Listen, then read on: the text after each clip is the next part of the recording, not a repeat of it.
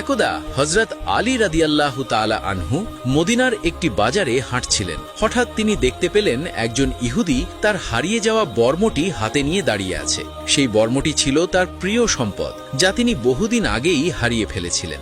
আলীর চোখে মুখে অবাক হওয়ার ছাপ ফুটে উঠল, কিন্তু তিনি ধীর ও শান্ত সুরে ইহুদিকে বললেন, হে ইহুদি, এই বর্মটি আমার। আমি তো কখনোই এটিকে কাউকে দান করিনি বা কারো কাছে বিক্রিও করিনি। তুমি কোথা থেকে এটি পেলে? ইহুদি স্বাভাবিক কণ্ঠে উত্তর দিলেন, এটি আমার বর্ম। আমি এটি বহুদিন ধরে ব্যবহার করছি, আর দেখুন এটি আমার হাতেই রয়েছে। আলী বুঝতে পারলেন সরাসরি দাবি করে বর্মটি নেওয়া সঠিক হবে না। তিনি বললেন, তাহলে চলো আমরা বিচারকের কাছে যাই, বিচারকের মাধ্যমে সত্য প্রমাণিত হোক। অতঃপর তারা দুজনেই বিচারক শুরাইহের দরবারে গিয়ে উপস্থিত হলেন। শুরাইহ ছিলেন অত্যন্ত ন্যায়পরায়ণ এবং অভিজ্ঞ বিচারক। তিনি আলীর উপস্থিতি দেখে সম্মান জানালেন এবং বললেন, হে আমিরুল মুমিনিন, আপনি কি কোনো অভিযোগ নিয়ে এসেছেন? আলী বললেন, হ্যাঁ, ইহুদির হাতে যে বর্মটি রয়েছে সেটি আমার। আমি এটি হারিয়ে ফেলেছিলাম, কিন্তু আমি নিশ্চিত এটি আমার বর্ম, কারণ এটি আমি কখনোই কাউকে দান করিনি বা বিক্রি করিনি। হযরত আলী রাদিয়াল্লাহু তাআলা আনহুর এই কথা শুনে বিচারক ইহুদির দিকে তাকিয়ে বললেন, হে ইহুদি, আপনি কি কিছু বলবেন এই অভিযোগ সম্পর্কে?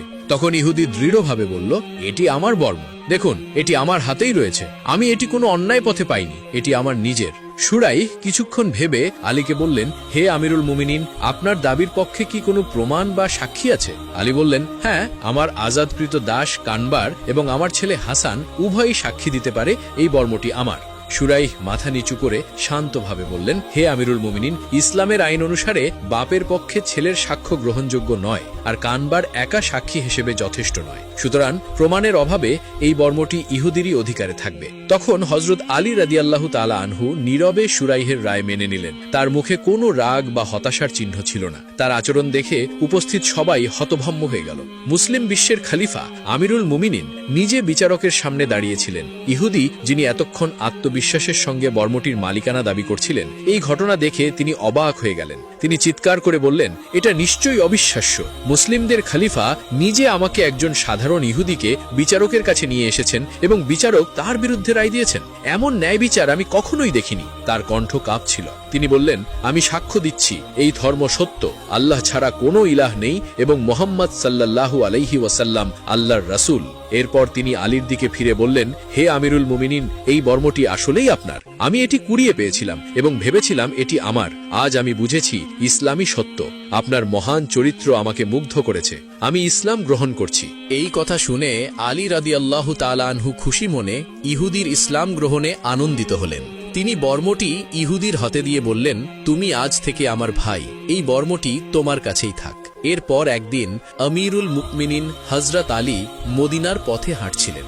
এমন সময় দূর থেকে তিনি কিছু মানুষকে ঝগড়া করতে দেখতে পেলেন। অতঃপর তিনি এগিয়ে গিয়ে দেখলেন কয়েকজন লোক এক মহিলাকে টেনে হিঁচড়ে নিয়ে যাচ্ছে। এই দৃশ্য দেখে আলীর হৃদয়ে ব্যথার স্রোত বইতে লাগল। তিনি দৃঢ় কণ্ঠে চিৎকার করে বললেন, তোমরা কি করছো? এর কি হয়েছে? তখন লোকগুলি থেমে গিয়ে উত্তর দিলেন, এই মহিলা জিনা করেছে, তাই আমিরুল মুমিনিন হযরত ওমর রাদিয়াল্লাহু তাআলা আনহু তাকে রজম করার নির্দেশ দিয়েছেন, অর্থাৎ পাথর মেরে হত্যা করার নির্দেশ দিয়েছেন। এই কথা শুনে হযরত আলী রাদিয়াল্লাহু তাআলা আনহু আরও রাগান্বিত হয়ে বললেন, তোমরা এভাবে কাউকে নিয়ে যাচ্ছ? অপরাধ প্রমাণিত হয়েছে কিনা তা নিশ্চিত করেছ? তারা বলল, আমিরুল মুমিনিন হযরত ওমর আমাদেরকে নির্দেশ দিয়েছেন। হযরত আলী রাদিয়াল্লাহু তাআলা আনহু তাদের কথা শুনে সাহসিকতার সঙ্গে মহিলাটিকে তাদের হাত থেকে মুক্ত করে দিলেন। এরপর তিনি কঠিনভাবে তাদেরকে ধমক দিয়ে বললেন, এভাবে কোনো মহিলাকে টেনে নিয়ে যাওয়ার অধিকার তোমাদের নেই। আগে সত্য উদ্ঘাটন করো। লোকগুলো চুপচাপ দাঁড়িয়ে থাকলো। তারা বুঝতে পারল আলী কোনো সাধারণ ব্যক্তি নন। এরপর তারা ঘটনাটি ওমরের কাছে গিয়ে জানালো। তারা আমিরুল মুমিনিন হযরত ওমরকে বললেন, আলী আমাদের কাজে বাধা দিয়েছে এবং মহিলাকে মুক্ত করে দিয়েছে। তখন ওমর তাদের কথা শুনে একটু থমকে গেলেন। তিনি গভীর চিন্তায় পড়ে বললেন, আলী এমন কাজ করেছে? নিশ্চয়ই তিনি কোনো কারণ ছাড়া করেননি। তাকে আমার কাছে পাঠাও। অতঃপর হযরত আলী রাদিয়াল্লাহু তাআলা আনহুর কাছে যখন ওমরের বার্তা পৌঁছালো, তখন তিনি নীরবে ওমরের সামনে উপস্থিত হলেন। তার চেহারায় দৃঢ় এবং সৎ চিন্তার ছাপ স্পষ্ট ছিল। ওমর রাদিয়াল্লাহু তাআলা আনহু আলীকে বললেন, হে আলী, কি করেছো তুমি? তুমি কেন জেনাকারী মহিলার শাস্তি প্রদানে বাধা দিয়েছ? তখন আলী বিনয়ের সঙ্গে বললেন, হে আমিরুল মুমিনিন, আপনি কি রাসূল সাল্লাল্লাহু আলাইহি ওয়াসাল্লামের হাদিস শোনেননি? 3 ব্যক্তি থেকে কলম উঠিয়ে রাখা হয়। 1, ঘুমন্ত ব্যক্তি যতক্ষণ না সে জাগ্রত হয়, 2, ছোট্ট শিশু যতক্ষণ না সে প্রাপ্তবয়স্ক হয়, এবং 3, পাগল যতক্ষণ না সে সুস্থ হয়। তখন ওমর একটু অবাক হয়ে বললেন, হ্যাঁ, আমি একথা রাসূল সাল্লাল্লাহু আলাইহি ওয়াসাল্লামের কাছে শুনেছি, কিন্তু তোমার কথার অর্থ কি আলী? তখন আলী মুচকি হেসে ব্যাখ্যা করলেন, হে আমিরুল মুমিনিন, এই মহিলা মাঝে মাঝে মৃগী রোগে আক্রান্ত হয়, তখন তার মানসিক অবস্থা নিয়ন্ত্রণে থাকে না। এমনকি যখন সে অসুস্থ অবস্থায় ছিল তখনই কোনো পুরুষ তার সঙ্গে অন্যায় করেছে। এই অবস্থায় সে কোনোভাবেই দায়ী হতে পারে না। হযরত আলী রাদিয়াল্লাহু তাআলা আনহুর মুখে এই কথা শুনে ওমরের মুখে গভীর উপলব্ধির ছাপ ফুটে উঠল। তখন ওমর রাদিয়াল্লাহু তাআলা আনহু মাথা নেড়ে বললেন, তুমি সঠিক বলেছ আলী, এক্ষেত্রে মহিলার প্রতি অন্যায় করা ঠিক নয়, তাকে মুক্ত করে দাও। সেদিন ওমর আলীর বিচার বুদ্ধি এবং ধর্মীয় জ্ঞান দেখে মুগ্ধ হয়েছিলেন এবং সেই মহিলাকে মুক্ত করে দেয়া হলো।